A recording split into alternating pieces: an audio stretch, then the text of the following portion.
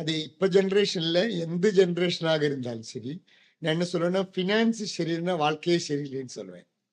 நானு வெளிய ஃபினான்ஸ் உள்ள குடும்பத்திலேருந்து வந்ததில்ல. ஆனா என் வாழ்க்கை எனக்கு சொல்லி தந்த பெரிய ஒரு விஷயம் என்னன்னு கேட்டீங்கன்னா, நம்ம எப்போ நம்முடைய பணத்தை எப்படி ஹேண்டில் பண்றோம் அப்படிங்கிறது ரொம்ப முக்கியமானது. Your financial discipline is the numerical times of your discipline அப்படின்னு சொல்லுவேன் நான்.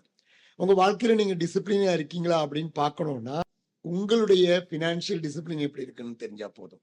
நம்ம நாட்டுல பல ஆளுகளும் பெரிய பிரச்சனைகள் ஆவதற்கு என்ன காரணம்னா, ஒரு ஃபினான்ஷியல் டிசிப்ளின் இருக்காது. எவ்வளவு வருமானம் வருகிறது, எவ்வளவு செலவாக்கணும் அப்படின்லாம் தெரியாது. ஏதாவது ஒண்ண பார்த்தோம், உடனே வாங்கணும். அதுக்கு எவ்வளவு நம்முடைய மாத வருமானம் வருகிறது, அதுக்கு தகுந்த மாதிரி எவ்வளவு செலவாக்கணும் அப்படின்லாம் திங்க் பண்ணவே மாட்டாங்க. ஏதாவது செஞ்சுட்டு லாஸ்ட்ல பெரிய பிரச்சனையில மாட்டிக்கிருவாங்க. அப்ப அதுകൊണ്ട് நான் எப்பவும் நான் என்ன என்ன ஃப்ரம் த சைல்ட்ஹுட் இருந்தே அதை சொல்லிக் கொடுக்கணும் அப்படின்னு சொல்லுவேன் நான்.